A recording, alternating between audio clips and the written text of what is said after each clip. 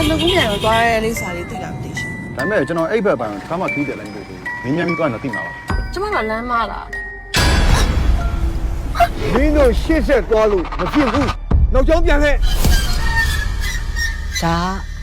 ဆီယမကြီးတော်သက်ဝေကျော်ရဲ့ရုပ်ကံဝေးဖွာလာတဲ့ကလေးအတွက်အဆဆအရာရာဒီကိခါကပဲတာဝန်ယူတယ်ဆိုတဲ့သဘော ကျမဒီကလေးလေးကိုမွေးပြီးရတယ်ပြန်ခေါ်သွားမှာပါ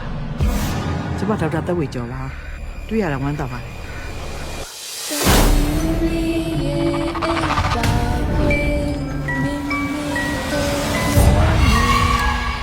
စာပေပေါ်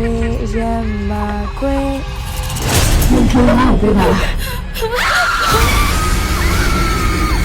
ညအခန်းပြင်မှာအမျိုးသမီးတယောက်သားချော်လေးဆိုရအောင်ကြားလိုက်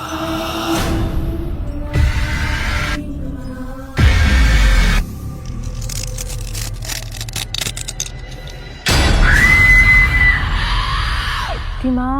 တရေတော်နည်းနည်းခြောက်တယ် လက်တော်တရေချောင်းနေရဲဆိုရင်ဘာလို့ဆက်နေရသေးလဲ ဒီမှာတရေခြောက်လို့မနေရဲပဲပြင်မှာသွားနေရင်ငါကားသွားကြမှာပဲလေ ဒီချန်ထဲမှာလေဆန်လကူးပင်ကြီးတယ်ပင်ရှိရတာ သူမိုင်းဘလို့သိရလဲ ဒီကိုရောက်လာပြီပဲဘာမှမပူနဲ့တော့အားလုံးအဆင်ပြေသွားပြီလို့သာအောက်မေ့လိုက်မင်းကလေးမွေးပြီးရင်ငါ့ကိုပြီးခဲ့ မပေးနိုင်ပါဘူး